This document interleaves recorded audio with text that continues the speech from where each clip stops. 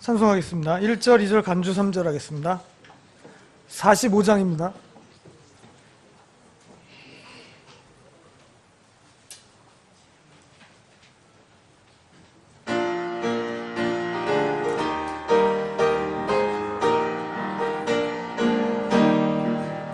참 즐거운 노래를 늘 높이 불러서 이 세상 사는 동안 주 찬양하겠네.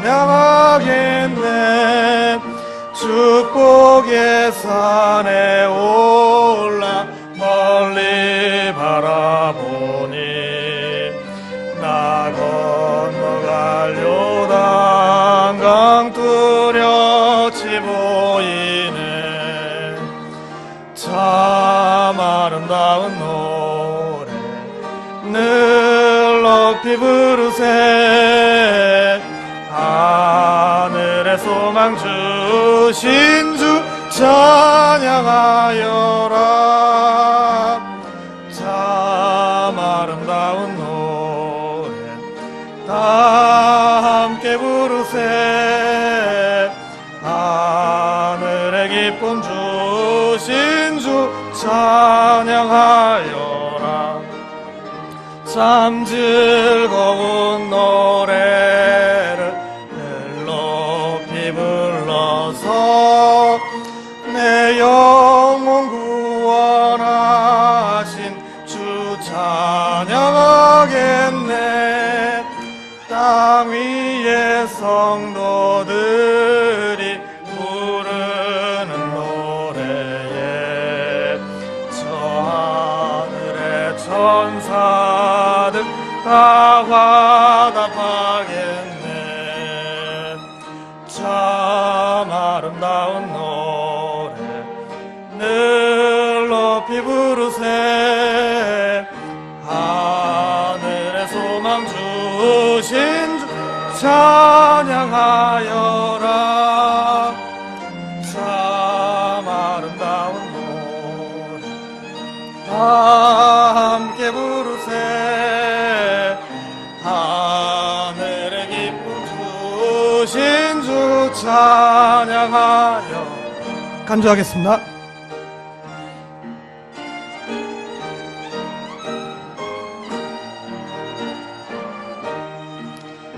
참 즐거운 노래를 늘 높이 불러서 만왕의 왕 되신 주 나 찬양하겠네.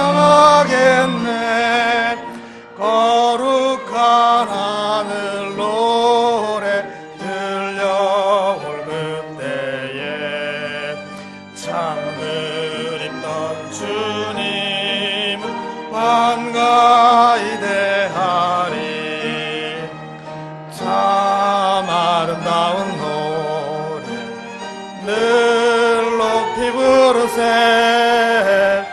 하늘의 소망 주신 주 찬양하여라.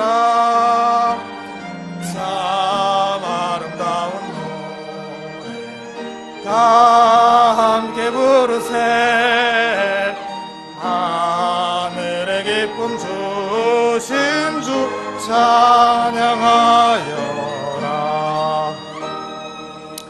아멘.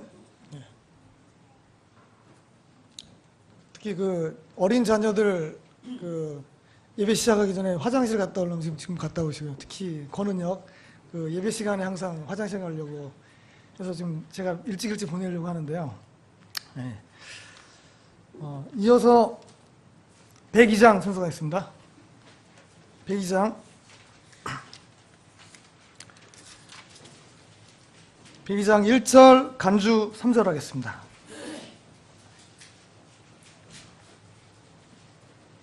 (1절) 간주 3절 하겠습니다.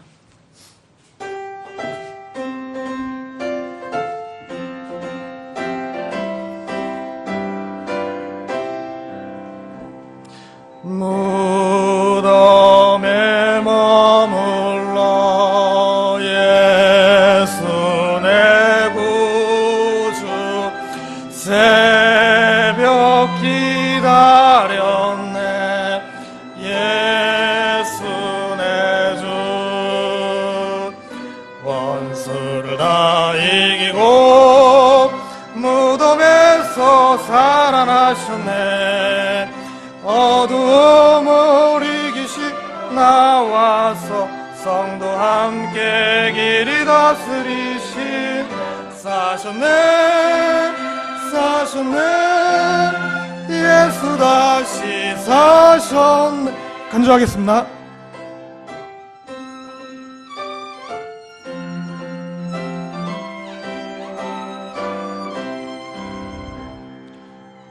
거기 못 가두네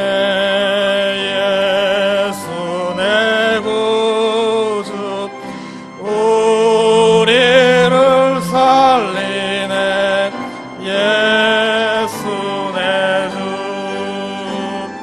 원수를 다 이기고 무덤에서 살아나셨네 어두움을 이기시고 나와서 성도 함께 길이 다스리시네 사셨네 예수 다시 사셨네. 아멘.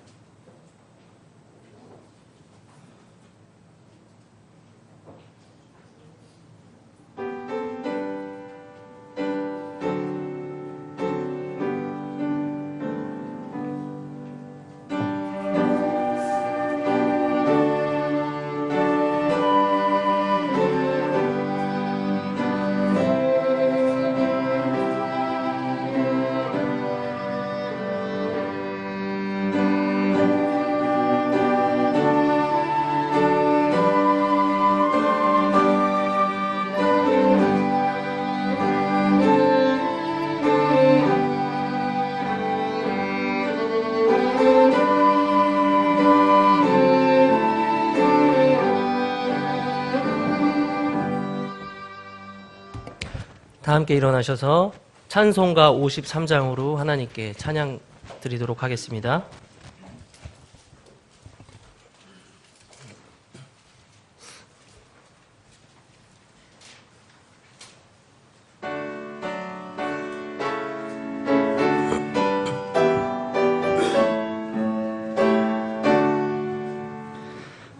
하늘에 가득 찬 영광의 하나님 온 땅에 충만한 존귀하신 하나님 생명과 빛으로 지혜와 권능으로 언제나 우리를 지키시는 하나님 성부와 성자와 성령 구원의 하나님 우리 예배를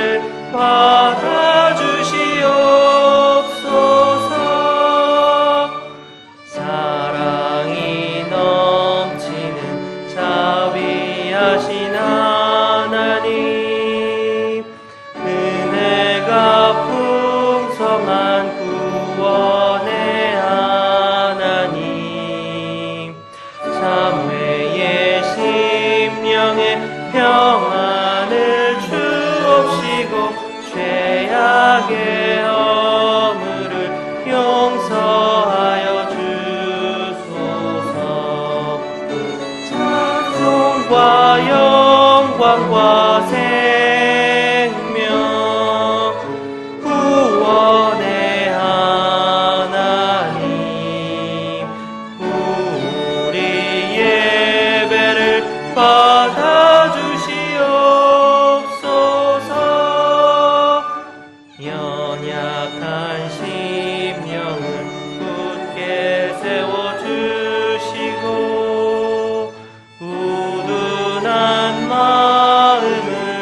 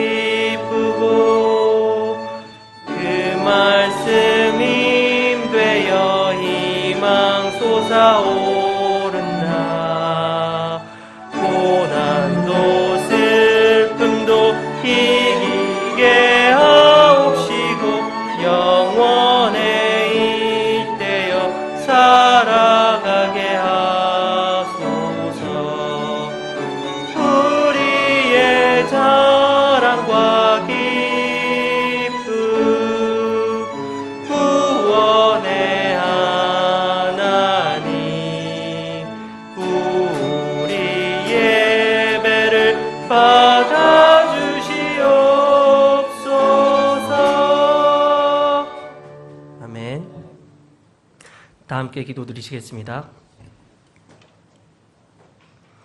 사랑과 자비가 풍성하신 하나님 아버지, 이 악하고 두려운 이 세상 가운데서 지난 한 주간도 서울제일침례교회 모든 지체들을 인도해 주시고 보호해 주신 하나님의 크신 사랑에 감사와 찬양을 드립니다.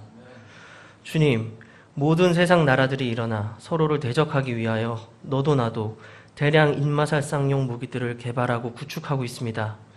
이웃나라 북한도 공식적 핵 보유국임을 자처하며 주변국들의 안보에 커다란 위협을 가하고 있습니다. 주님께서 말씀하신 공중 들림과 이전에도 없었고 이후에도 없을 환란들이 지금 이 순간 예비되어 가고 있음을 우리가 눈앞에서 목도하고 있습니다. 이 예언의 시간표를 우리가 바꿀 능력이 없음을 고백하지만 그럼에도 불구하고 우리가 함께 한 마음으로 주님께 간절히 기도하며 구하옵는 것은 바로 우리 지역교회의 강성함을 위해서 기도드립니다. 바른 말씀과 구원을 선포하는 성경적 독립침례교회들 모두를 축복하시되 특히 고촌 땅에 세워주신 주님의 몸 서울제일침례교회를 축복하여 주시옵소서.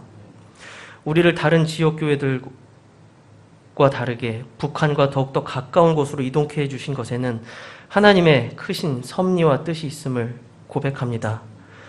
통일이 이루어졌을 때 북녘 동포들에게 대한민국 남한의 자본과 향락이 아닌 하나님의 바른 말씀들을 제시할 수 있도록 우리 교회로 하여금 준비되게 하옵시고 이것들을 위해 주님께서 예비하신 귀한 일꾼들을 도처에서 허락하여 주시옵소서. 이 일들을 위해 지금 고촌과 인근 지역에서 복음의 확장 사역을 위해 우리가 한 마음으로 모은 교회가 기도하고 있습니다. 주님께서 이 기도의 향기를 흠양하여 주셔서 허락하여 주시옵소서. 구원받은 우리의 가족, 이웃, 친지, 친구들 그리고 이 지역의 혼들로 이 예배실을 가득 메워 주시옵소서. 주님, 구원받기 이전이나 이후에도 여전히 우리는 양과 같이 아둔하여 목자의 막대기를 벗어나려는 성향이 있습니다. 썩어 없어질 우리의 육신의 지혜가 아니라 무궁하신 하나님의 지혜를 의뢰하옵나이다. 우리의 모든 삶을 주님의 뜻대로 인도하여 주시옵시고 약속하신 성장의 열매들이 우리 모든 지체들에게 빠짐없이 가득히 열리도록 은혜 베풀어 주시옵소서. 우리의 기도가 육신적이 되지 않도록 늘 성령님의 인도함을 따르는 우리 성도들이 되게 하여 주시옵시고 늘 하나님의 말씀 앞에 민감하게 반응할 수 있는 민첩함을 허락하여 주시옵소서. 육신의 질병으로 고통받고 있는 지체들을 위해서 기도합니다. 몸의 고통으로 쇠약해지는 그들을 불쌍히 여겨 주시옵소서. 먼저 그들 안에 있는 소망의 이유를 더욱더 강하고 단단하게 붙들어 주시고 또 육신의 질병도 치료해 주셔서 나는 너희를 치료하는 주니라고 말씀하신 것들을 우리가 직접 경험하고 간증을 하는 우리 교회가 되게 하여 주시옵소서. 이 모든 것들을 위해서 강단 위에서 말씀을 선포하는 설교자의 말에 복을 주셔서 이 말씀들로 하여금 모든 지체들이 그리스도의 충만한 분량에 이르게 하여 주시옵소서. 이 모든 것 우리 주 예수님의 이름으로 기도드립니다. 아멘. 다 함께 앉으셔서 찬송가 218장 드리신 후에 헌물을 위해 기도드리시겠습니다.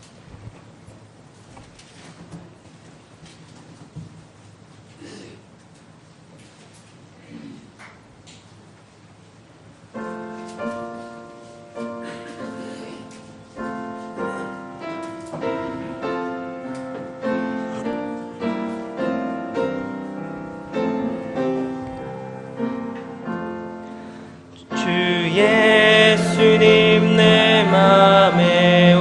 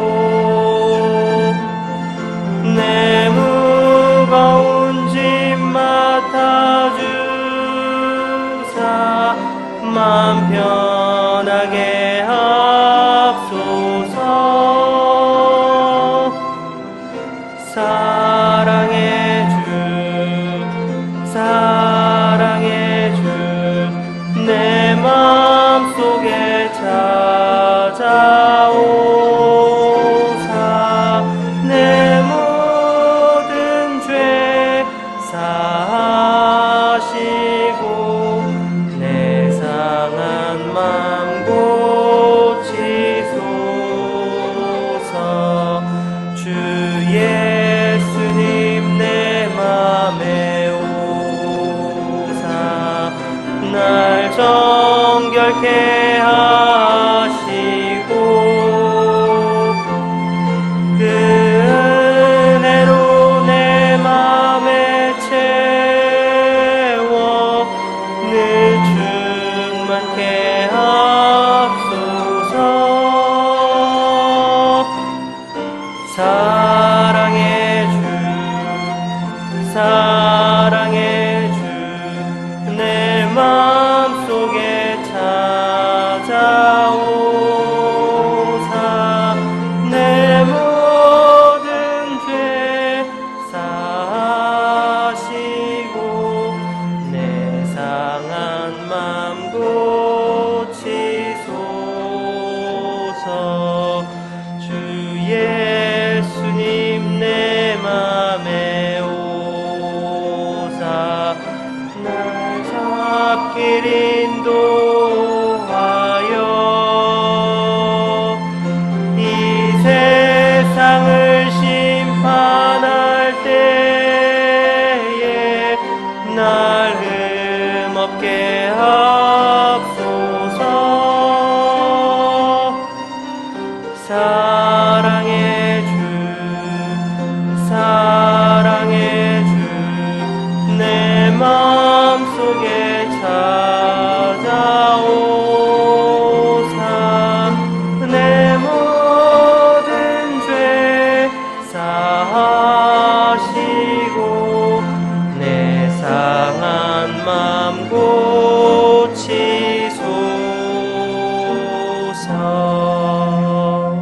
아멘.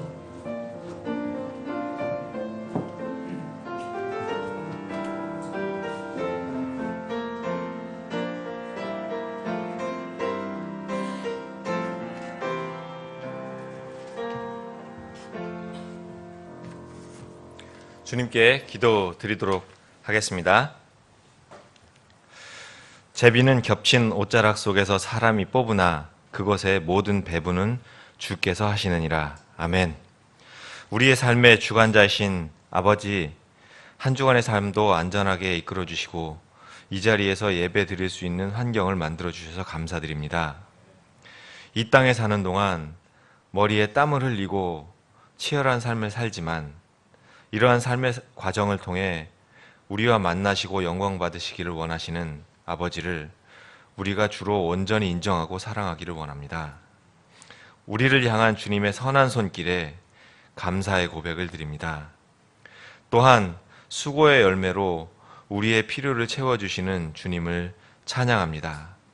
물질의 많고 적음이 우리에게 시험이 되지 않게 하시고 물질을 합당하게 해주시는 주님의 뜻을 깨달아 알고 찬양을 드릴 수 있는 마음을 허락하여 주시옵소서.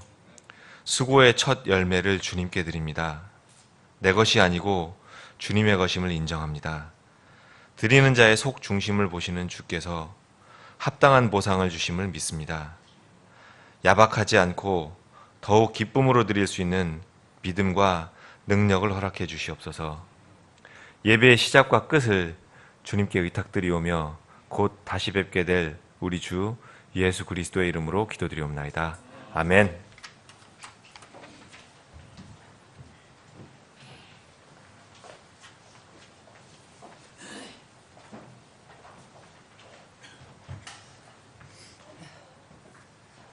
하나님의 배필 삼으시려고 또 사람으로 지어주신 그 크신 사랑에 감사해서 찬양 올려드립니다. 하나님께.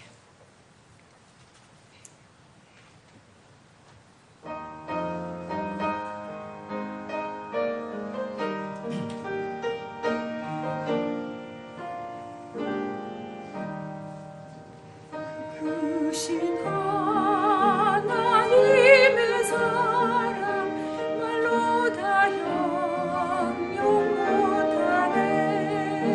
저 높고 높은 별을 넘어 이 낮고 낮은 땅 위에 주님을 영원하려 그 아들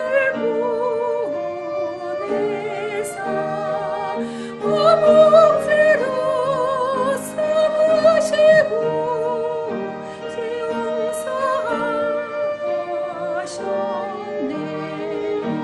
하나님 크신 사랑은 증명다 못하며 영원히 변치 않는 사랑 성도여 찬양하세. 괴로운 시절 지나가고 정 위에 영화세 할때 주 믿지 않던 영혼들은 큰 소리 외쳐으라노. 주 믿는 소리를 큰 사랑 베푸사 우리 세상에 쓰리 그 은혜 잊을까. 하나님 크신 사랑은 증명다 못하며 영원히 변치 않는 사랑 성도여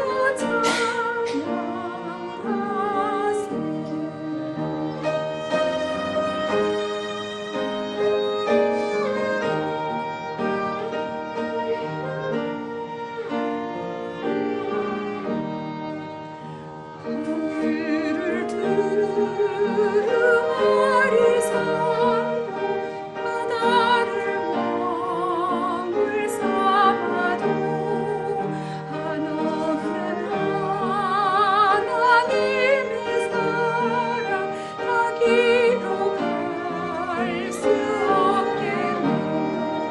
하나님의 크신 사랑 그 어찌 닿았을까. 저 하늘 높이 서도 채우지 못하리. 하나님 크신 사랑은 증명다 못하며 영원히 변치 않는 사랑 성도여 찬양하세.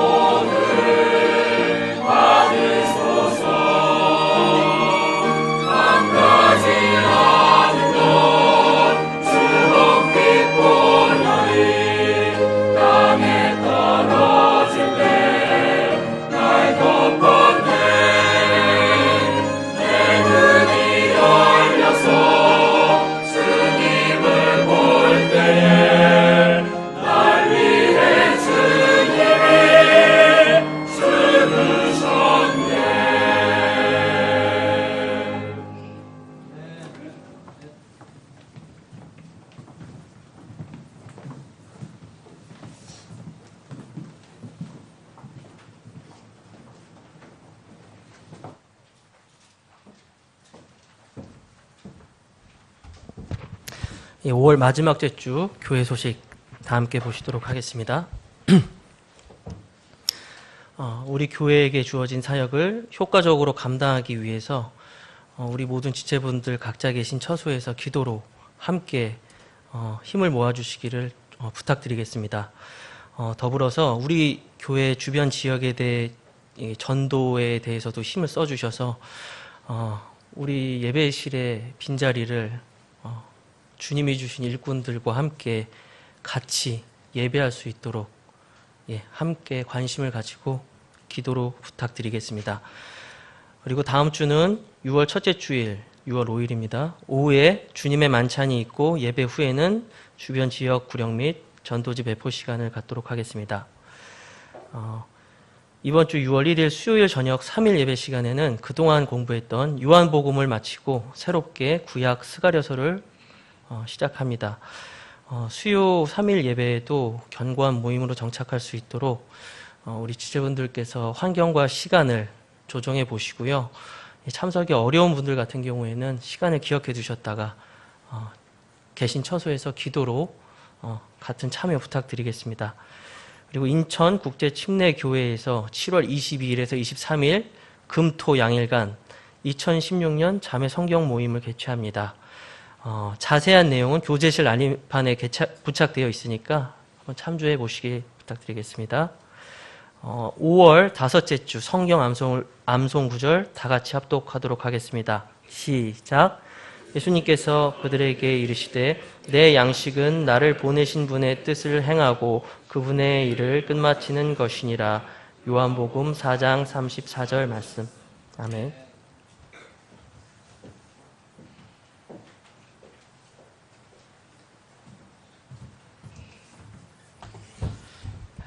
최소한 일주일에 한 번이라도 주님의 집, 하나님의 집에 모여서 주님 찬양하고 경배하는 것은 우리에게 참 큰 복입니다. 지금 광고를 드린 것처럼 우리가 더 간절하게 함께 기도를 해야 되는 것은 혹시 여러분들이 실제로 이렇게 전도 같은 데 참여하지 못하시더라도 기도로는 지원하실 수 있거든요. 바울 사도는 이게 자기가 당신이 직접 선교를 많이 전도하러 많이 다녔어요. 그러나 동시에 그는 늘 하나님께 기도를 했습니다. 바울 사도의 최대 관심사는 자기가 속한 민족, 이스라엘 민족이 구원을 받는 것이었습니다. 그래서 바울 사도는 그게 꿈이나 생시나 늘 그 마음을 가지고 하나님께 메어 달린 것으로 우리가 알고 있습니다. 그 로마서 10장에 보면 바울 사도의 그 마음이 그대로 드러나 있습니다. 형제들아, 이렇게 그 로마 교회 성도들에게 이렇게 얘기하면서 이스라엘을 위한 내 마음의 소원과 하나님을 향한 기도가 있다. 마음의 소원도 있고 또 기도가 있는데, 하나님을 향한 기도가 있는데 곧 그것은 그들이, 내 민족들이, 이스라엘이 구원을 받는 것이라 그랬어요. 그래서 바울 사도는, 어떤 분은 그렇게 얘기해요. 기도한다고 누가 구원받을 수 있느냐, 그렇게 얘기한 사람이 있는데 그건 지나친 칼빈주의를 믿는 사람들이나 이렇게 주장하는 거고, 바울 사도는 늘 자기 민족의 구원을 위해서, 그 이스라엘 민족들이 구원을 받기를 간절히 기도하고 있었습니다. 그래서 여러분들이 이제 기도에 정말 힘써 주실 때입니다. 이 전도도 물론 이런 이유만, 그거 직접 못하시는 분들은 정말 혼들이 이렇게 구원받고 더해지도록 기도해 주시기 바랍니다. 자, 다 같이 일어나셔서 인사하는 시간 갖겠습니다. 400장 주의 진리 위에 십자가 군기 1절 들으신 뒤에 같이 인사하는 시간 나누겠습니다.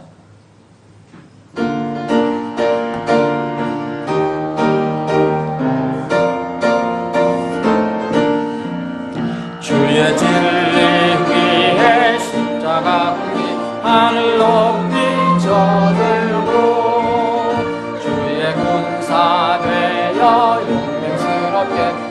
찬송하며 나가세 나가세 나가세 주 예수만을 위하여 목숨 가지고 바치고 싸움 걸어 나가세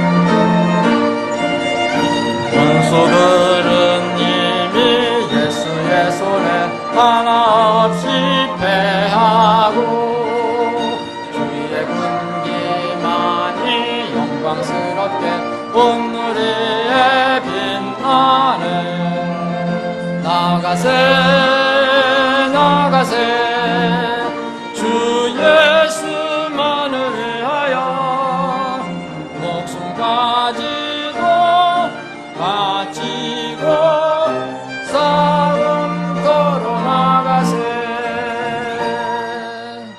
아멘. 자, 오케스트라 자리 정리하시고 여러분들도 자리 정리하시면서 말씀을 봉독하겠습니다. 다 같이 일어나셔서 하나님 말씀을 봉독합니다. 구약 성경 사사기 12장입니다.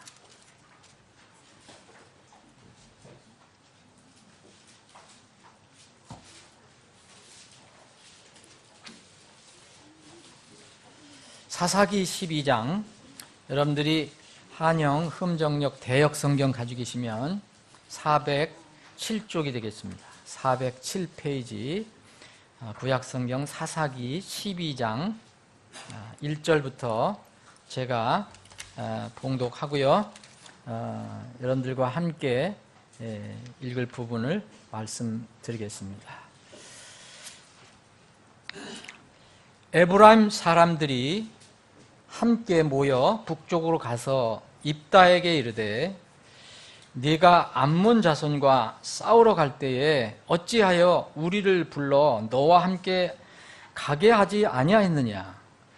우리가 너와 네 집을 불태우리라 하매 입다가 그들에게 이르되 나와 내 백성이 암몬 자손과 크게 싸울 때에 내가 너희를 부르되 너희가 나를 그들의 손에서 건져내지 아니하므로 너희가 나를 건져내지 아니함을 내가 보고 내 생명을 내 손에 두고 건너가서 암몬 자손을 쳤더니 주께서 그들을 내 손에 넘겨주셨거늘 너희가 어찌하여 이날 내게로 올라와서 나와 싸우고자 하느냐 하고 그때 입다가 길르앗의 모든 사람들을 함께 모아 에브라임과 싸웠더라.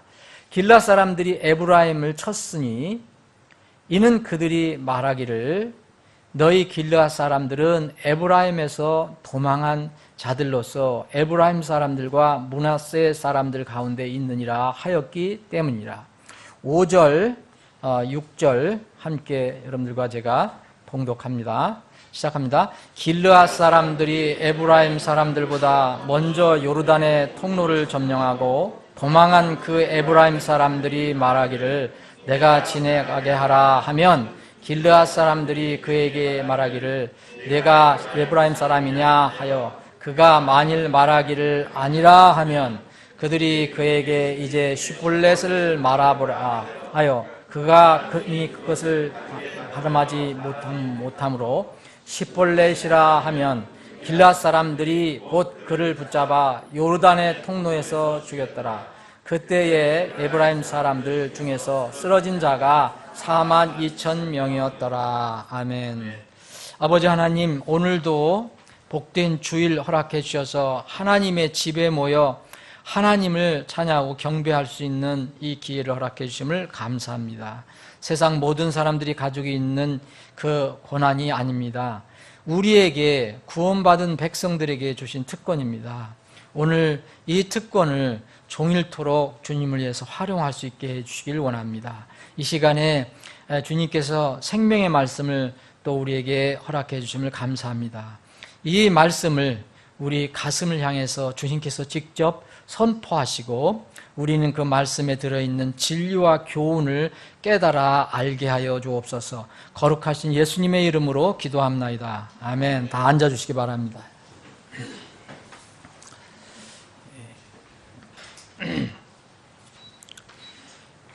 여러분들 중에 이렇게 추위에 좀 약한 분이 있고 또 더위에 약한 분이 있어요. 그래서 이제 여름에 잘 이렇게 조화를 맞춰서 나가야 되는데 어떤 분은 조금만 이렇게 더우면 에어컨이 없으면 못 사는 분이 있고 우리 성들 중에 또 어떤 분은 이렇게 에어컨 바람을 싫어하는 분이 있는데 여러분들이 가장 잘 이렇게 조정될 수 있는 가장 그런 도로 에어컨을 좀 정리를 조정을 했으면 좋겠어요. 공식은 없고요. 그럴 때마다 잘 이렇게 조절을 했으면 좋겠습니다. 자, 오늘 우리가 읽은 이 부분을 가지고 저는 여러분들의 기억을 이렇게 돕기 위해서 쉬볼렛인가 시볼렛인가 이런 제목으로 말씀을 나누기를 원합니다. 여기 이제 우선 오늘은 이 말씀을 먼저 이렇게 살펴봐야 되겠는데 길르앗 사람이 나오고요. 물론 이스라엘 안에서 일어난 일입니다. 그리고 여러분 이게 사사기예요. 왕이 아직 왕제도가 세워지기 전에 이 사사들이 이 나라를 이스라엘을 이렇게 통치하던 그런 때에 일어난 겁니다. 이 길르앗 사람이 나오고요. 거기에 입다가 나와. 입다는 이때의 사사입니다. 이스라엘의 재판관, 통치자예요. 사사는 그 어떤 기간에 하나님께서 이스라엘을 위해서 세운 사람입니다. 이거 사람들이 뽑은 게 아니에요. 하나님께서 세운 사람입니다. 여기 입다가 나오고 그가 소속된 그 족속 길르앗 사람들이 나오고 또 이 길르앗 사람들과 싸운 이 암몬 족속이라고 전에 개역 성경은 아마 아모리 족속이라고 돼 있을 건데 이 암몬 족속이라는 그 족속이 나오고 또 우리가 지금 읽은 부분에서 두 어떤 그 족속이 이렇게 부딪히게 되는데 같은 이스라엘 지파 안에서 이게 에브라임 사람들이라는 게 나옵니다. 그래서 에브라임 지파가 나옵니다. 그래서 이 민족들 간에 이렇게 전쟁이 일어난 것을 우리가 이제 볼 수가 있습니다. 근데 어떤 내용이냐면 여러분들 이제 지금 읽어서 대략 아시겠지만 사사시대에는 12지파가 딱 나눠져 있었는데 물론 그 후에도 있었지만 이 지파 사이에 그렇게 유대관계가 형성이 되지 않았어요. 이게 왕이 없으니까 전 나라를 통치할 수 있는 통일 왕이 없으니까 그 지파의 머리들이 그 지파가 자기 어떤 왕국처럼 이렇게 지내던 때였는데 이스라엘이 위험에 빠질 때마다 하나님께서 사사라는 그런 어떤 재판관, 통치자를 세워주셨어요. 근데 그 사사는 어떤 지파에서 나왔다 이런 말을 이렇게 성경은 이야기를 합니다.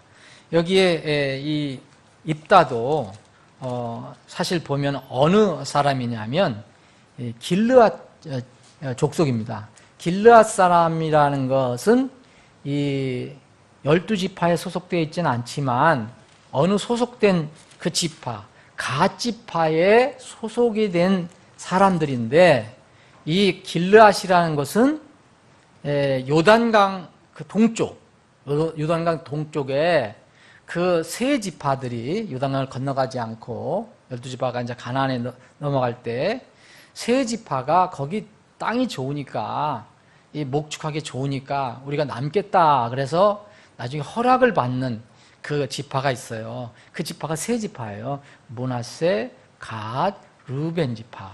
근데 이제 여기에서 특히 이 세 지파들이 주로 모여 있는 거예요. 그 중심에 이제 갓 지파, 므낫세 지파, 이들이 모여 있는 그 넓은 지역을 길르앗이라고 그랬어요. 길르앗.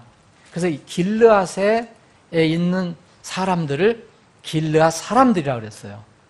그래서 여기 11장, 여러분 사사기 11장 1절에 보면 길르앗 사람, 입다는 강한 용사예요. 그래서 길르앗 그 족속에서 이 입다가 나왔다는 것을 알 수 있어요. 구체적으로 얘기하면은 갓지파에 소속이 되어 있습니다.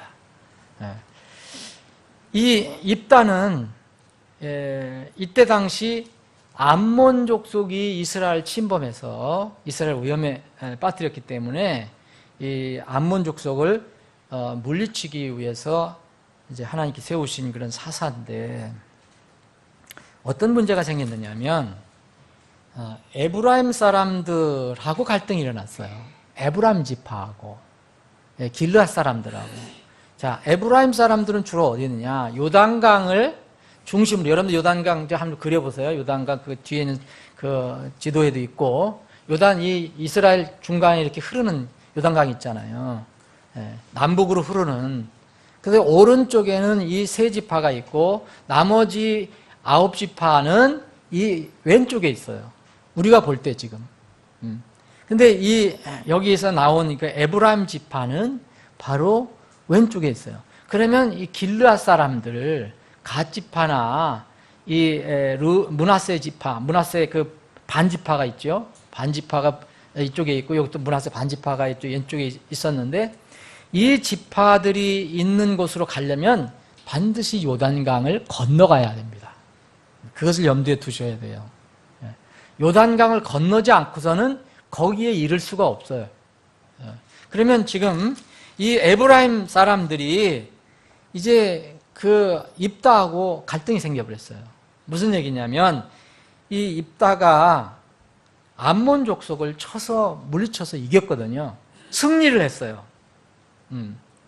그런데 이 이후에 에브라임 족속이 자 1절에 보면 에브라임 사람들이 함께 모여 북쪽으로 가서 그런 약간 남서쪽에 있는 요단강 남서쪽에 있는 에브라임 사람들이 약간 북동쪽으로 올라갔다는 거죠. 어디에 있는? 길르앗 사람들이 있는 곳으로. 그럼 뭘 해야 되냐면 반드시 뭘 통과해야 되냐면 요단강을 건너가게 되어 있어요. 요단강을. 그래서 북쪽으로 가서 이건 벌써 요단강을 건너갔다는 뜻이에요. 그래서 입다에게 이제 가서 쉽게 얘기하면 시비를 거는 거죠. 무슨 얘기냐면, 아니 네가 암몬 족속과 싸우러 갈 때 왜 우리를 안 불렀느냐? 에? 이게 시비예요. 지금 이제 뭐 입다가 큰 이제 전쟁을 해서 이겼는데 입다가 이겼을 때 이제 소문도 나고 또 입다의 이름도 올라가고 길앗 사람들 이름도 올라가고, 그러니까 이 소위 이제 시기 질투를 한 거죠. 이 에브라임 사람들이. 예? 왜 우리를 안 불렀냐? 예? 우리도 같이 가서 암몬 족속을 물리쳤어야 되는데, 그래서 그냥 다짜고짜 와갖고 왜 함께 안 갔냐? 우리를 안 불렀냐? 하면서 그냥 너희들 집을 그냥 완전히 불태워버리겠다. 그냥 그렇게 얘기를 하는 거예요, 지금. 그러니까 굉장히 사납게 와서 이미 모든 걸 결정하고 와서 전쟁을 선포하고 온 거예요. 지파끼리. 사사시대는 지파끼리 전쟁도 했습니다. 그러니까 입다가 이게 너무 이게 어이가 없어서 이렇게 얘기를 한 거예요. 2절, 3절에 보면, 아니 내가 적군 암몬과 싸울 때 내가 너희들 부르지 않았냐? 좀 도와달라고. 근데 너희들 분명히 나를 안 도와줬지 않냐? 이거예요. 2절, 3절이 그겁니다. 그래서 너희들이 나를 안 도와줘서 내 생명을 걸고 내 생명을 내 손에 두고 건너가서 암몬 족속을 쳐서 싸웠는데 하나님께서 그들을 내 손에 넘겨줬다. 그래서 우리가 이긴 것이다. 그런데 왜 지금 와서 오히려 왜 나와 싸우려고 왔느냐? 왜 우리 길앗 사람들과 싸우려고 하느냐? 아니 적군 놔두고 왜 우리와 싸우려고 하느냐? 이런 마음에 시기 질투가 생기면요, 이런 상황이 벌어져요. 이런 엉뚱한, 아무것도 아닌 엉뚱한 그 이유를 내걸고 싸움을 겁니다. 이 세계 역사에서도 민족과 민족끼리도 이런 게 일어났었어요. 앞으로도 있을 것이고요. 그래서 저기서 전쟁을 선포하고 달려드니까, 여기서 이게 다 잃는 것도 아니고 우리가 너와 내 집을 불태우겠다 그렇게 다 이렇게 올라온 거예요. 근데 이게 에브라임 지파는 여기에만 있는 게 아니고요. 또 한 번 그런 때가 있었어요. 약간 이 에브라임 지파가 굉장히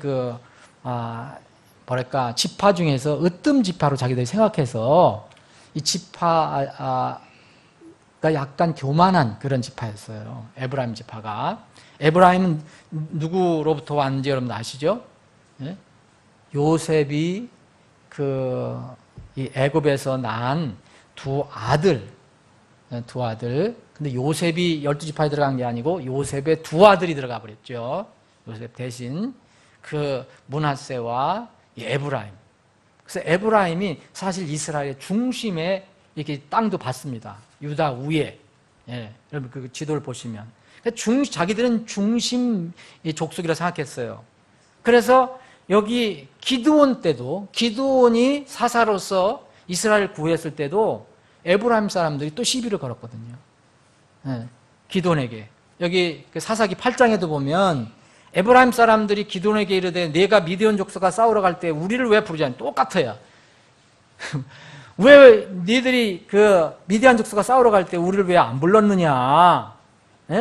어찌하여 우리를 이렇게 대하느냐? 심하게 다투었어요. 그때는 뭐 전쟁 선포한 건 아니었는데, 그래서 기드온은 이때는 납작 엎드려갖고, 어떻게 감히 너희들 높은 지파들이, 훌륭한 지파들이,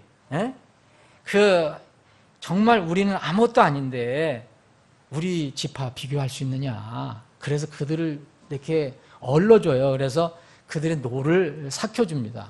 그래서 전쟁이 안 일어나죠. 갈등이 일어나요. 8장 보시면 이게 이제 에브라임 지파의 과거에 이런 일이 있었는데, 여기서는 아주 그냥 전쟁을 선포하고 달려드는 거예요. 그래서 입다가 길앗 사람들을 모아서 전쟁을 하게 된 겁니다. 4절이 바로 그겁니다. 근데 문제가 생겼어요. 여러분, 우리도 동족 상잔에 비극이 있잖아요. 동족 상잔의 비극은 정말 비극 중의 비극이에요. 완전히 말도 똑같죠. 풍습도 똑같죠. 민족도 똑같죠. 뭐 사는 방식도 똑같아요. 얼굴 생김새도 똑같아요. 옷도 똑같아요. 입는 것도 똑같아. 먹는 것도 비슷해. 김치 다 먹고 고추장 먹고. 이런 사람들이 싸운 거예요. 근데 이것도 똑같은 거예요, 여러분. 지금 길르앗 사람들하고 이 에브라임 사람들하고 전쟁을 벌리는데 똑같아요. 이 사람들 얼굴 생김도 똑같아요. 종교적인 이 관습도 똑같아요. 생활 방식도 똑같아요. 더군다나 말도 똑같아요. 네. 이런 사람들끼리 싸우게 된 겁니다. 근데 여기 이 재밌는 그런 기록이 나와 있는데 이 사람들에게는 재밌는 거 아니지만 우리가 보기에는 참 재밌는 그 기록이 나와 있어요. 길라 사람들하고 에브라임 사람들하고 싸우는데 이 에브라임 사람들은 혈기가 등등해 갖고 이미 요단강을 건너왔어요. 길앗으로 온 거예요. 길앗을 불태우겠다, 아주 멸살시키겠다 이렇게 왔는데 이 싸우기 시작했는데 전황이 기울어 갑니다. 어느 쪽으로 기울어 가겠어요? 이제 그 입다 쪽으로 기울어집니다. 이스라엘에 세워주신 사사로 세워주신 입다 쪽으로 기울어져요. 근데 이제는 그 에브라임 사람들이 수세에 몰리게 되죠. 길르앗 사람들이 이제 에브라임 사람을 쫓게 되는 거죠. 그런데 에브라임이 큰 문제가 생겼어요. 에브라임은 자기 집으로 돌아가려면, 자기 땅으로 돌아가려면 요단강을 건너가야 돼요. 요단강. 이게 필수예요. 날아갈 수도 없고. 그래서 이 길르앗 사람들이 이 에브라임 사람들 길목을 딱 지켰어요. 요단강 어디로 이 나루터로 해서 건너가는 그 길목을 딱 지킨 거예요. 지켜서 에브라임 사람들이 오면 공격해서 죽인 거예요. 이게 일반 전쟁에서도 이런 게 길목을 지켜서 이렇게 공격을 하잖아요. 그런데 말씀드린 대로 길르앗 사람이나 에브라임 사람들은 같은 민족이에요. 이스라엘 민족. 판은 틀려도 말도 똑같고 모든 게 똑같아요. 그런데 딱 하나 차이를 이렇게 구별할 수 있는 것은 길르앗 사람들하고 에브라임 사람들은 같은 히브리어를 썼다 하지만 그때 용어를 썼지만 차이가 뭐냐면 사투리가 있었어요. 사투리. 강 이쪽과 강 이쪽 사투리가 있었어요. 그런데 이 에브라임 사람들은 이 어떤 단어를 제대로 발음 못하는 치명적인 그런 사투리를 가지고 있었어요. 그 이야기입니다. 이것을 입다가 소속된 길르앗 사람들이 알고 전략으로 채택한 거예요. 자, 똑같아요. 이제 길목을 지켰는데 우리 아군하고 똑같은 거예요. 말도 똑같고 모양도 똑같고 다 똑같으니까. 그럼 어떻게 구분할까? 딱 하나. 에브라임 사람들은 사투리를 쓰는 것을 알아서 우리 말에 대한 사투리를 이제 분별해낸 거죠. 여기서 이제 길르앗 사람들이 에브라임 사람들이 이제 요단강을 건너가려면 그 사람들을 붙들고 말해보는 거예요. 이제 에브라임이 우리도 길르앗이다 얘기해도 말할 수가 없거든요. 어떻게 할 수가 없어요. 그러면 발음 하나를 해보라 그런 거예요. 여기서 이제 쉬볼렛이라는 것인데, 근데 이 에브라임 사람은 발음을 이걸 정확하게 못해요. 어디 나라든 다 있을 거예요. 우리나라에도 이런 예가 맞는지 모르지만 경상도 사람들은 이 SS, 영어로 SS, 이 강한 이 쌍시옷을 발음을 잘 못해요. 그래서 다는 아니지만 우리 금창훈 형제 발음을 잘 하나요? 살 그래죠, 살. 뭐 어떤 사람은 해보라 그러면 쌀 그러면 자꾸 살 그래요. 네? 하는 사람도 있지만 제 친구도 그랬어요. 학교 다닐 때 계속 쌀로 발음해봤는데 자꾸 살이라는 거예요. 살이다, 이게 살이고 쌀은 쌀이다.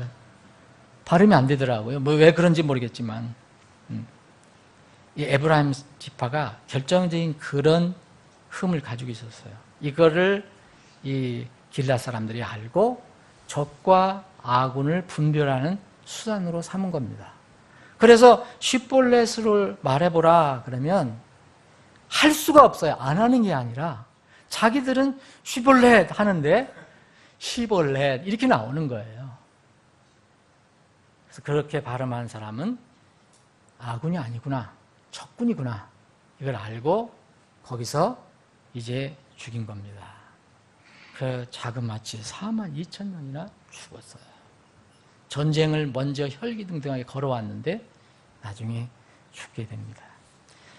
자, 여기 이 시볼렛이라는 것은 여기 우리는 시볼렛으로 번역을 했는데 이제 영어를 발음해보라. 제가 이렇게 해봤더니 그 영어를 발음하는 그 원어민은 쉬볼렛 이렇게 발음합니다. 쉬볼렛.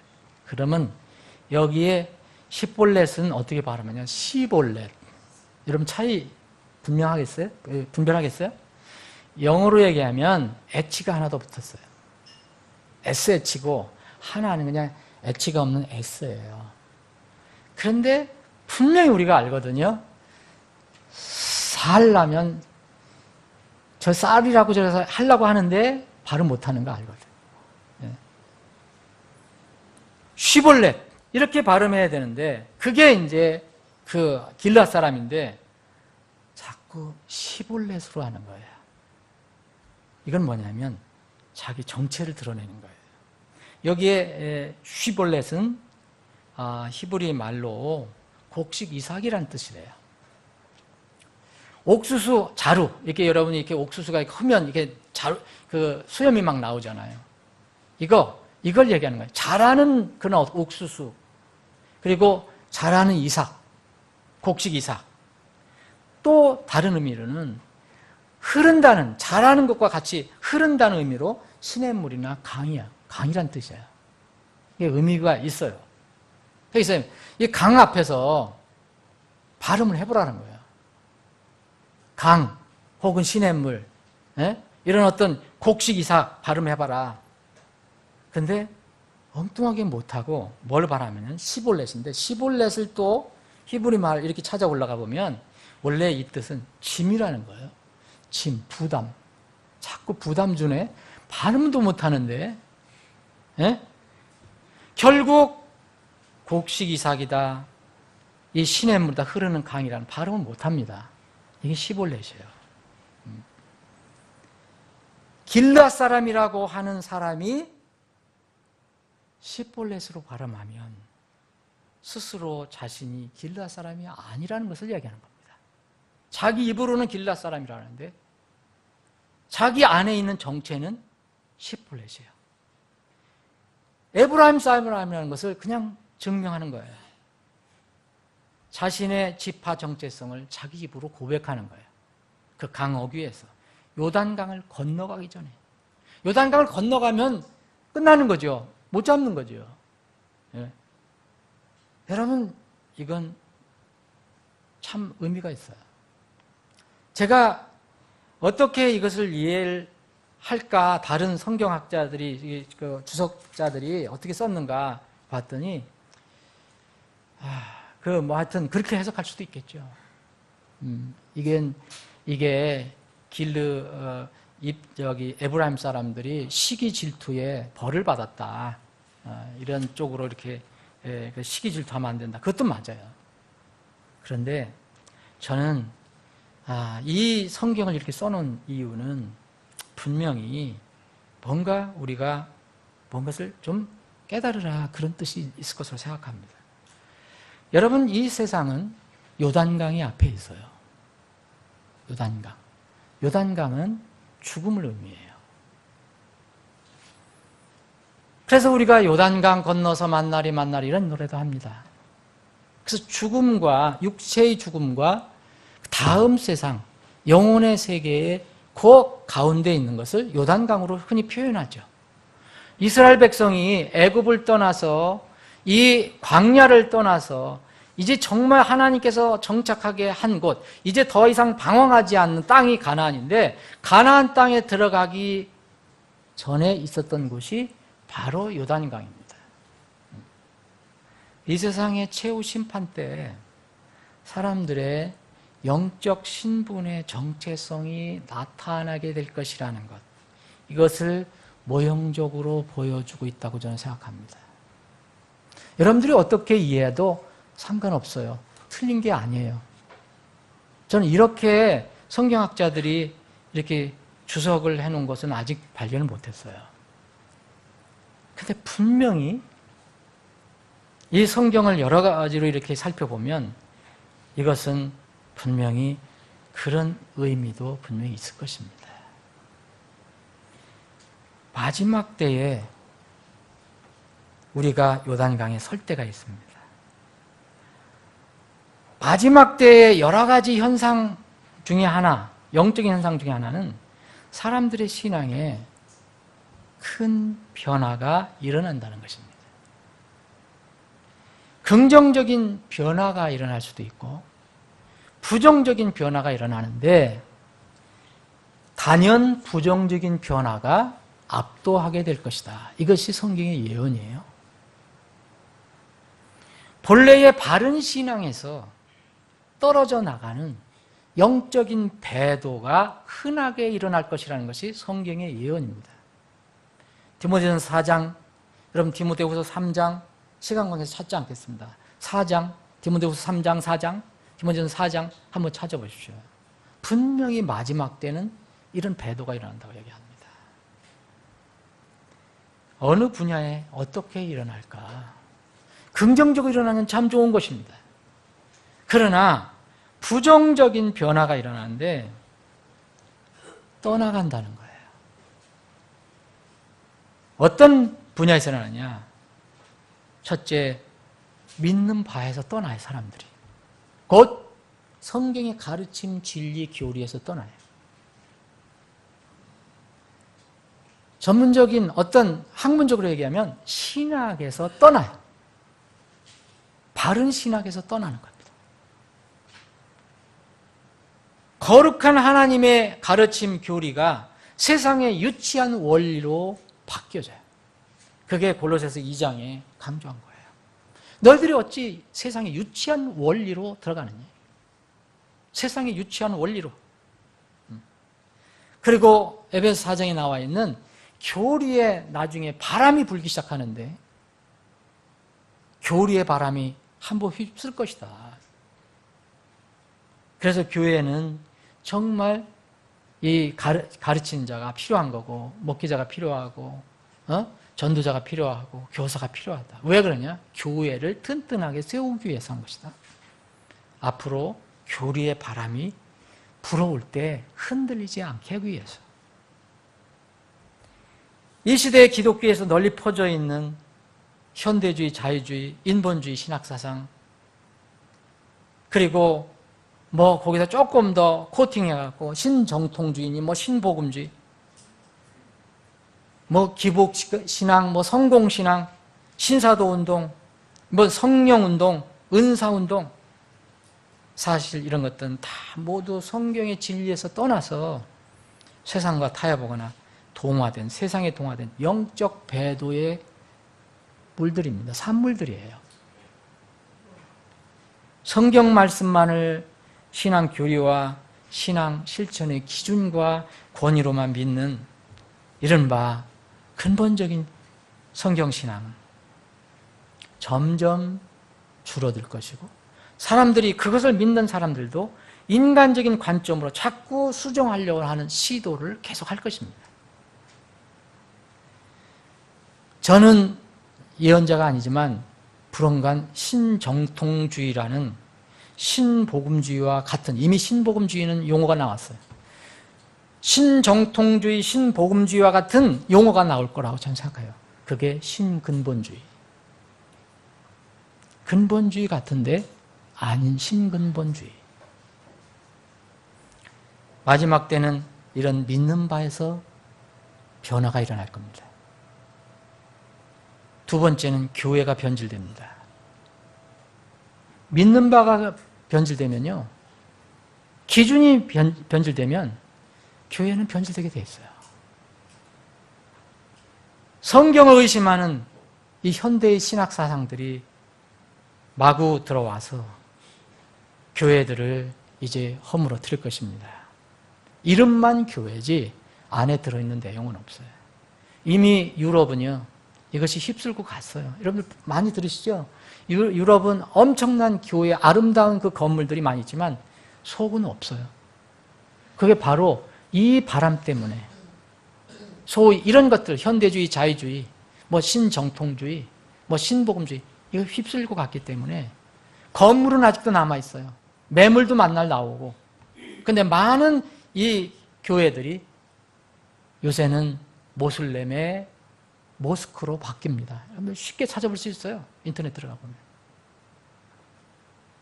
그런 건물이 우리 주위에 있으면 우리가 좀 싸게 사면 얼마나 좋겠어요. 우리가 유럽으로 옮겨갈 수도 없고. 예? 교회가 이제 옛 진리를 버리고 타협을 합니다. 변질됩니다. 교회들의 신앙의 정체성이, 심지어는 근본주의 신앙을 가지고 있다고 하는 교회들도 서서히 신정통주의로 바뀌고, 또 그 용어가 싫으면은 앞에다 근본주의에다가 그래도 근본주의 너무 유치하니까 앞에다가 좀 고상한 말을 붙여야 돼. 신근본주의를 주장할 겁니다. 우선 복음주의가 옛날에는 이제 근본주의, 성경주의와 같은 말이었는데 요새는 이것을 이제 코팅을 해서 신복음주의가 나왔잖아요. 신복음주의가 뭡니까 여러분? 쉽게 얘기하면 천국과 지옥이 있는데 지옥은 얘기하지 말자는 거예요. 하나님의 사랑만 얘기, 하나님의 심판 뭐 이런 건 얘기하지 말자. 그냥 하나님의 사랑만 얘기하자. 이게 신복음주의예요. 전부 교회들이 이제 더 나아가면 이제 자유주의, 현대주의로 바뀌게 될 것입니다. 아침에도 제가 말씀드렸는데 지금 많은 교회들이 1대 창립 목회자에서 2대, 3대로 넘어가는 사이에 다 이렇게 바뀝니다. 거꾸로 정말 자유주의 교회가 정말 근본주의 교회로, 성경주의 교회로 돌아오는 게 극히 드물어요. 그런 사례는 저는 아직 못 들어봤어요. 왜 로마 교회가 타락했습니까? 로마서가 쓰여진 그 교회, 그 로마 초세기 교회, 좋은 교회였는데 지금은 거기가 완전히 배도의 중심이 됐어요. 여기 빌립보서 2장 19절 21절에 이 뒷부분에 이런 말씀 나와요. 모든 사람이 자기의 일을 추구하고 예수 그리스도의 일들을 추구하지 아니하되 그랬어요. 교회들도요, 이름은 예수 그리스도라고 얘기하지만, 하나님 얘기하지만 하나님의 일들, 예수 그리스도의 일들을 추구하지 않아요. 이름만 그렇고 세상의 것들을 받아들이는 거예요. 그래서 세상 사람들이 좋아하는 것을 교회에 받아들여서 그 욕구를 충족시키려고 해요. 이거는 사람들의 일을 추구해 주는 거거든요. 예수 그리스도의 일들을 추구하는 게 아니에요. 예수님은 이 땅에 오셔서 지옥에 가지 마라 강하게 얘기하셨어요. 이게 예수님의 일이에요. 그런데 예수 그리스도의 일들을 추구하지 않는다, 사람들이. 교인들은 세상적인 만족을 추구하고 기독교 지도자들은 하나님 말씀보다 세상의 흐름이나 사람들의 취향을 더 맞추려고 점점 노력을 하게 됩니다. 갈라디아 교회도 이런 현상이 일어났어요. 복음이냐, 이 율법이냐, 이런 문제 때문에. 그래서 너무 그 압박이 심했기 때문에 바울 사도도 영향을 받을 수밖에 없었어요. 그래서 바울 사도는 이렇게 말을 합니다. 갈라디아서 1장을 한번 보겠습니다.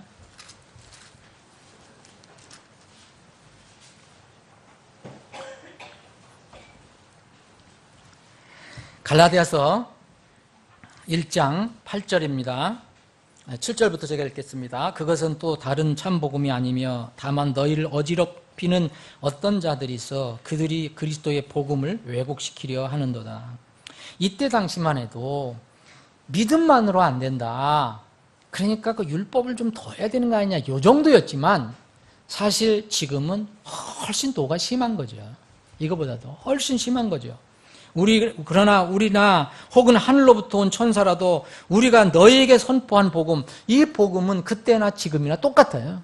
우리 지금 이 시대도 똑같은 겁니다. 여러분, 성경 안 바뀌었어요. 예수님 바뀌지 않았어요.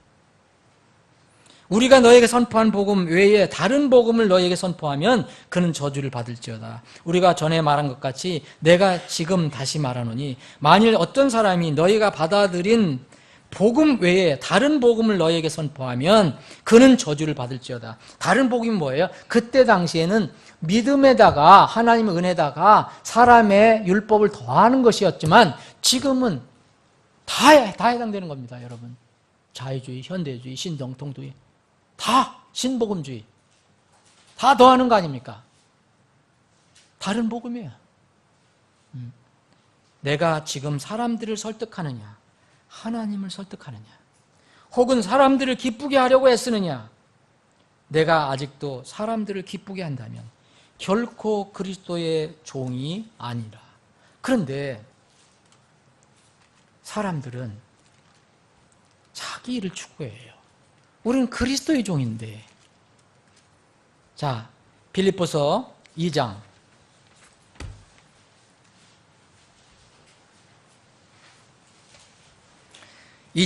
19절부터 그러나 내가 속히 디모데를 너희에게 보내기를 주 예수님 안에서 바람은 너희 형편을 알게 되어 나도 좋은 위로를 받으려 함이니 같은 마음으로 너희 형편을 자발적으로 돌아볼 자가 내게 아무도 없느니라. 21절입니다. 모든 사람이 자기의 일을 추구하고 예수 그리스도의 일들을 추구하지 아니하되. 이때만 해도 벌써 바울 사도의 주위에 이런 사람들이 있다는 것을 알게 됐어요. 이상하게 그리스도 이름 가지고 있고 기독교란 이름 가지고 있고 교인이란 이름 가지고 있는데 예수 그리스도의 일을 추구하지 않고 자기 일들을 추구한다. 지금 이것이 얼마나 널려져 있습니까? 사상적으로 믿는 바, 교회의 방향 다 그렇지 않습니까? 자, 믿는 바가 바뀌고요, 교회가 바뀌어요. 그러면 당연히 오는 게 뭐예요? 개인이 변질돼요. 한 사람 한 사람이 바뀌어요. 처음에는 좋은 것 같았는데 마지막에 좋지 않은 사람들이 너무 많이 나와요. 성경에도.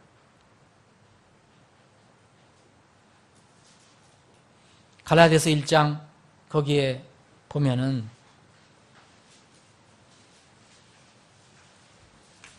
갈라디아서 다시 한번 보겠습니다. 이 복음이 과연 무엇이냐? 이것을 강조했는데 그때 당시만 해도 벌써 복음이 아닌 것들을, 진리가 아닌 것들을 계속 교회에 가지고 들어온 사람도 있고 왜곡시키는 사람도 있고, 복음을 왜곡시키는 사람도 있다고 그랬잖아요. 그런데 1장 6절에 보면 그리스도의 은혜 안으로 너희를 부르신 분을 너희가 이렇게 속히 떠나 다른 복음으로 옮겨가는 것은 내가 이상히 여기노라. 그때 당시에도. 갈라디아서 3장 2절입니다. 내가 너희에게 다만 이것을 알고자 하노니 너희가 율법의 행위로 성령을 받았느냐? 믿음에 관하여 들음으로 받았느냐? 너희가 그렇게 어리석으냐? 너희가 성령 안에서 시작하였다가 이제는 육체로 완전해지고자 하느냐? 자, 성령으로 시작한 것 같은데 육체로 끝내는 사람이 있어요. 처음은 좋은 것 같은데 마지막이 좋지 않아요. 성경에 이런 사람들이 많이 기록이 되어 있습니다. 데마와 마가 비교해 보겠습니다.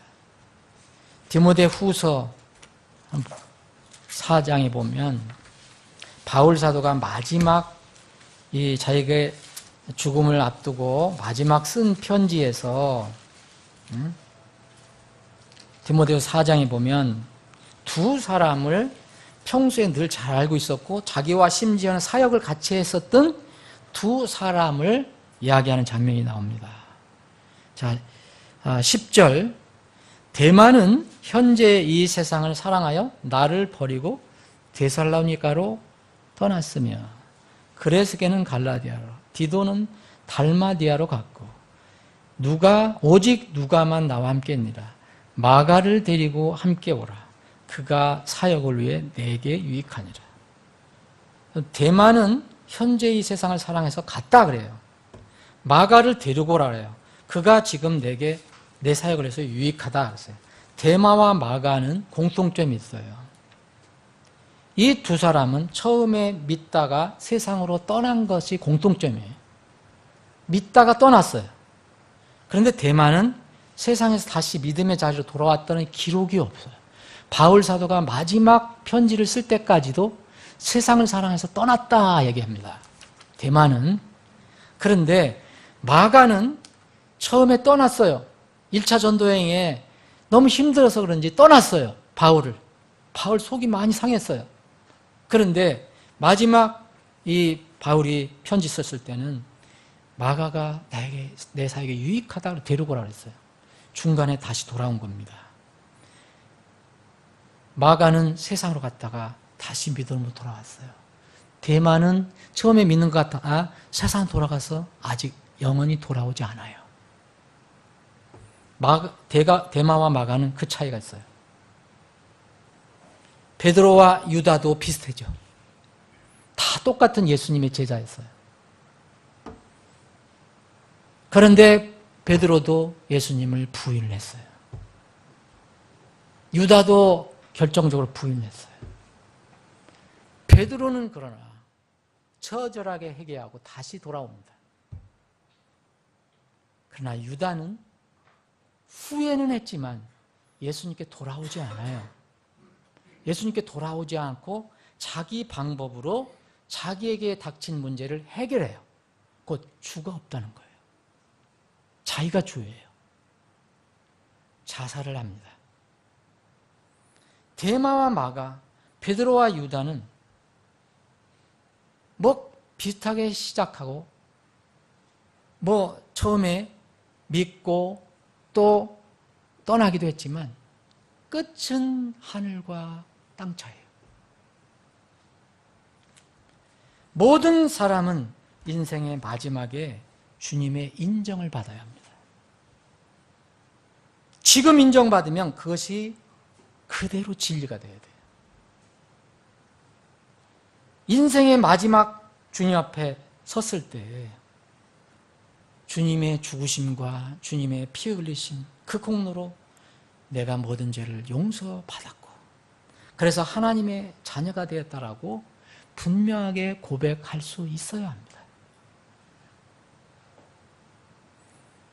그것은 종교로 안 되는 거예요. 교인 된다는 걸로 된 게 아니에요.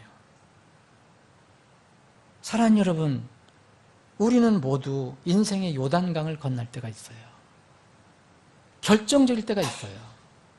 요단강의 나루토에 섰을 때, 통로에 섰을 때 주님께서 건너편 천국의 말을 정확하게 발음할 수 있느냐고 물을 때 우리는 발음할 수 있어야 돼요.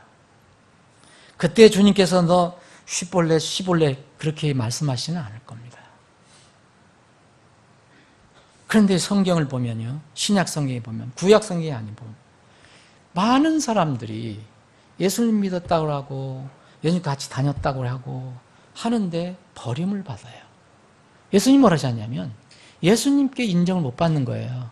그러면서 예수님이 처음부터 뭐래요? 너희들은 처음부터 불법을 행하는 자들이라고 그래요. 처음부터 불법을 행하는 자들. 마태복음 7장 읽어보시고 13장 읽어보시고 25장 읽어보시고 25장에 10처녀가 나오는데 다 신랑을 기다린다 그랬어요. 다 졸기도 했어요. 근데 결정적일 때 정체가 드러나요. 5처녀는 성령님이 있어요. 5처녀는 성령이 없어요. 그때 가서 성령 구하러 기름 찾으러 가는데 문이 닫혔다고 그랬어요. 문을 두드려요. 그런데 주님의 입에서 나오는 것은 불법을 행하는 자 나를 떠나라. 사랑하는 여러분, 분명히 여러분은 만약 요단강의 나루터에 지금 이 길르앗 입다 앞에 섰을 때 내가 길르앗 족속이라는 것을 증명할 수 있느냐 이거예요. 내가 예수님의 자녀라는 것, 하나님의 자녀라는 것, 그분의 피를 통해서 구원받은 하나님의 자녀라는 것을 능히 고백할 수 있느냐 이거예요. 아니면 주님께서 인정하지 않는 자꾸 엉뚱한 것을 고백하는 거예요. 시볼레로 발음해야 하는데 자꾸 해보라 그러면 시볼렛으로 나오는 거예요. 주님께서는 그렇게 발음하는 사람을 향해서는 내가 너를 결코 알지 못하였노라. 불법을 행하는 자들아, 너는 내게서 떠나라 그랬어요. 예수님은 내가 너를 결코 지금 알지 못하노라 말씀하시지 않았어요. 내가 너를 결코 알지 못하였노라 그래요. 사랑하는 여러분, 지금 그 자리에 선다면 여러분의 고백은 쉿볼렛입니까? 시볼렛입니까?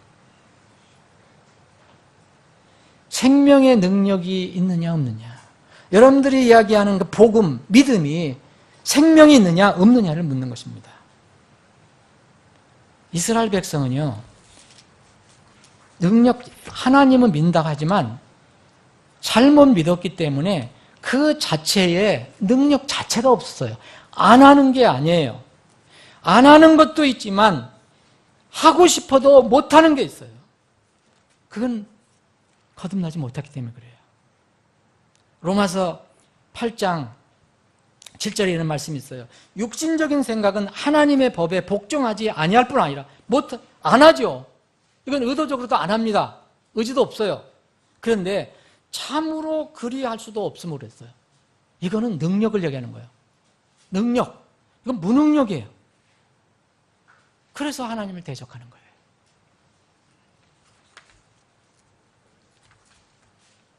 사랑하는 여러분, 우리는 우리의 믿음을 고정시켜야 되겠어요, 이제. 과연 어떤 상황이든지 과연 흔들릴 것이냐, 아니면 어떤 상황이든지 흔들리지 않고 고정될 것이냐, 이게 사실 문제예요. 어디서든 길르앗 족속이라면 쉿볼렛이라고, 이건 강이다, 이건 흐르는 데다 라고 얼마든지 발음을 할 수 있어야 된다는 거예요. 아, 그거 부담인데, 이건 내 짐인데, 이렇게 발음해서는 안 된다는 거예요. 시편 57편 7절에 시편 기자는 이렇게 이야기합니다. 오 하나님이여, 내 마음이 확정되고 또 내 마음이 확정되어 싸우니. 이거 뭐예요? 픽스 됐다는 거예요. 이거 확정이라는 말 뭐예요? 아주 그냥 고정됐어요. 더 이상 이제 뭐가 흔들릴 게 없어요. 하늘이 무너져도 흔들리지 않는 겁니다. 픽스 됐다 그랬어요. 내가 노래하고 찬양은 드리이다. 마음에 그런 복음에 대한, 진리에 대한 믿음이 확정되면 우리가 노래하고 찬양할 수 있어요. 그런데 어느 때가 이게 안 되면 노래하고 찬양하던 사람들이 없어져요. 예수님을 믿는다는 사람들이 없어져 버려요. 내 마음에 고정이 되지 않았기 때문에. 시편 108편 2절, 오 하나님이여, 내 마음이 픽스되어 싸우니, 고정되어 싸우니, 확정되어 싸우니 내가 노래하고 내 영으로 찬양을 드리이다. 사랑하는 여러분, 말씀 마치겠습니다. 이 말씀은 재미있는 이야기 같지만 이 성경이 왜 기록이 되어 있을까? 역사로서 여러분들 그냥 지식으로 끝나라고 생각지 않습니다. 저는 이 말씀을 통해서 우리에게 뭔가 배움을 주시기 위해서 기록하셨다고 그랬어요. 그러면 여러분들 무엇을 배울 것입니까? 사람 마음을 어떻게 사람 마음을 알 수가 있어요? 예수님 외에는 몰라요. 그래서 각자 책임을 지고 인생의 요단강을 건너기 전까지 이 문제는 확정시켜야 돼요. 쉿볼렛인가 시볼렛인가? 부디 여러분들의 이 믿음이 하나님의 진리의 말씀 위에 확정되기를 주님의 이름으로 축원합니다. 기도하시겠습니다.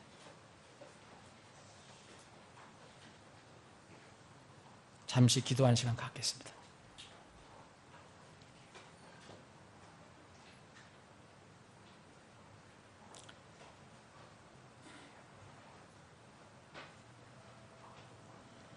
여러분 분명하게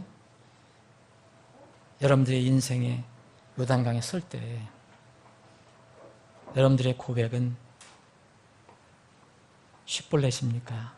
십볼렛입니까?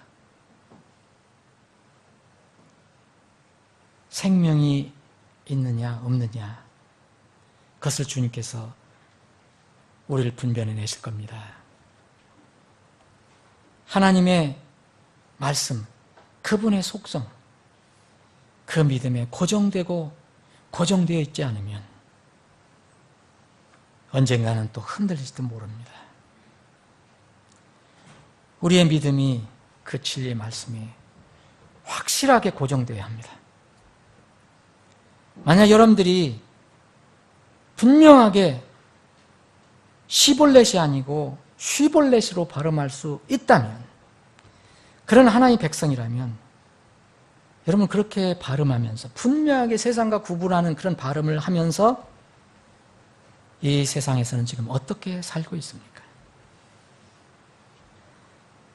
변함없이 하나님이 인정하는 그런 발음을 하면서 삽니까? 아니면 세상에 동화돼서 또 시볼렛으로 발음하며 삽니까? 우리의 믿음은 변화되되 긍정적인 믿음으로 날마다 더 성장해야 합니다. 뒤로 가고 퇴락하고 후퇴하는 것은 이상한 것입니다. 내 마지막 그때에 내가 스스로 어떤 모습으로 드러날 것인가, 그것이 우리에게 주어진 문제입니다. 부디 주님께서 인정하시는 그러한 종들로 다 드러나기를 바랍니다. 아버지 하나님, 오늘도 말씀을 주심을 감사합니다. 사사기의 말씀을 통해서 저희들이 깊이 묵상할 것이 있습니다. 많은 사람들이 지금 믿음을 떠나가고 있습니다. 물질로 섬기고 명예로 섬기고 취미로 섬기고 또 심심해서 섬기고 또 세상의 이목 때문에 섬기고 이력서 한 줄을 위해서 섬기고 여러 가지 세상의 목적으로 주님의 이름을 믿고 섬깁니다. 그런데 그것은 헛된 믿음입니다. 나는 죽어지고 오직 주님만 살아있는 믿음, 말씀이 나를 온통 통제하고 이끌어주는 그런 믿음 아니면 언젠가는 겨울이 바람이 불고 배도의 물결이 일어날 때는 흔들리고 또 변화될 것입니다. 사랑의 주님, 우리 모두에게 흔들리지 않는 픽스된, 확정되고 고정된 진리 위에 믿는 믿음을 분명히 허락해 주시옵소서. 흔들리는 그런 사람들을 붙잡아 줄 수 있는 그런 믿음의 소유자들이 다 되게 하여 주시옵소서. 거룩하신 예수님의 이름으로 기도합나이다. 아멘.